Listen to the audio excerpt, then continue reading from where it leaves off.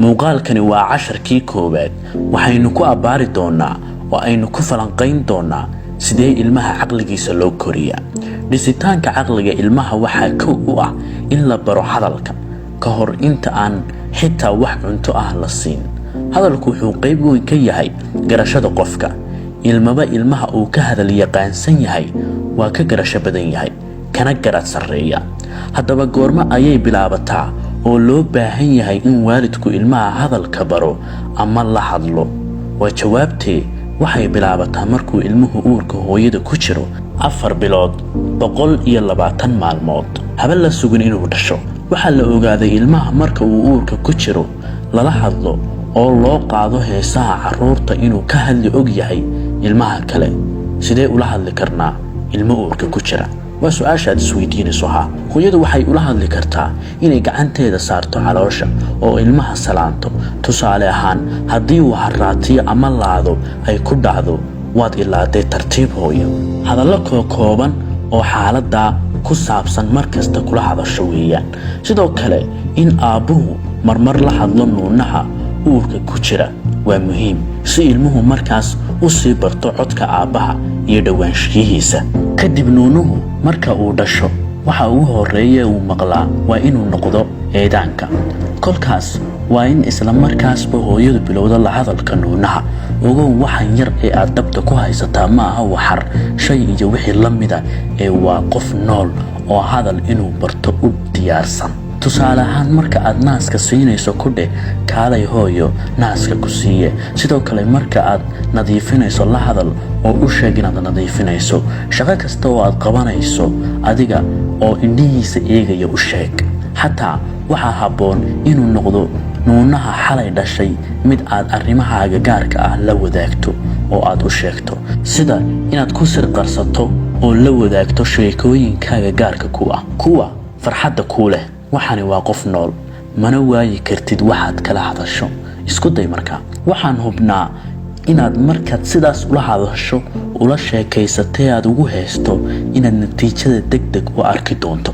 waxaad dareemi doontaa marka uu soo gaara 4 bilood oo isrogroga baranayo inaad wejigiisa ka aragto caqli badnaanta ku duugan, taxadar badnaan.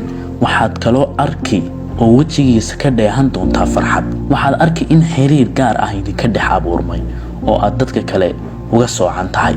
waxaad dareemi marka aad ka baxdo ee aad meel aado inuu kuu ooyo, marka aad soo noqotana kuu hiloobo oo soo noqoshadaada ku farxo. waxaad arki inuu kuu qoslo, kula ciyaaro oo 6 bilood ku bilaabo inuu kuu hadaaqo. ilmaha marka uu dhasho waxaad ogaataa in uusan indhaha si fiican wax uga arag, uu keliya arko waxa wejigiisa taaka yar u jira. marka aad la hadlayso wejigaaga u dhaweey wejigiisa. tan kale ogow marka aad hadlayso in aad kor u qaylin oo codkaaga hoos u dhigto.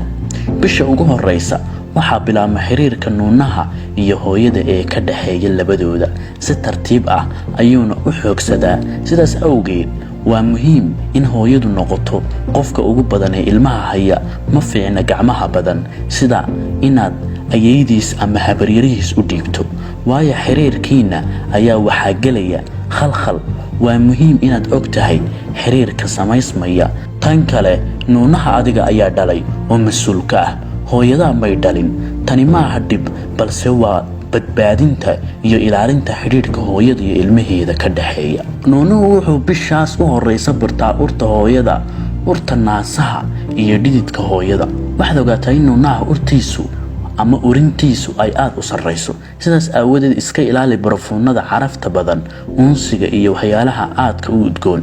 bisha koowaad waxaa ilmuhu bartaa muuqa hooyada, codkeeda, sanqadheeda. bishan inta badan uu hurdaa. isku dar 2 saac ama 3 saac ka badan ma soo jeedo. ku dadaal 2 saac inaad waqti la qaadato, la ciyaarto, la hadasho oo farxad la qaybsato. waxyaalaha ay tahay inaad nuunaha ka ilaaliso waxaa ka mid ah dayaca, sida inaad marka uu gaajoonayo ee kuu baaqo aad oohinta ku eegto oo ka daahdo ama ka raagto. mar walba waa inaad tiisa u yeeshaa oo maaweelisaa oo aadan canaadin. ha ku dayicin oohinta. gaajada iyo nadaafad la'aanta. Si kastoo aad u xanaaqsan tahay oo ay maalinkaas kaaga jajaban tahay, ha u muujin nuunaha xanaaq iyo caro ama inaad ku qayliso. mar kastoo aad eegto farxad iyo dhoolla cadayn ku eeg, xataa iska doondoon wajigaaga. Ilmaha marka uu fadhi baradka yahay wuxuu jecel yahay inuu barto deegaanka ku hareeraysan. Wuxuu jecel yahay inuu ogaado wax kasta oo agtiisa yaal. Wuu soo qabsanayaa, wuu tuujin, afka ayuu gelin oo uu dhadhamin. Aakhirkana wuu tuuri markuu ka bogto. Xataa wuu eegi bal in shaygu jajabayo iyo in kale. wuxuu eegi haddii dhulka lagu dhufto siduu noqonayo ama sida uu sanqarayo. casharkan waxaynu ugu xigi doonaa casharka labaad. waanad mahadsantihiin.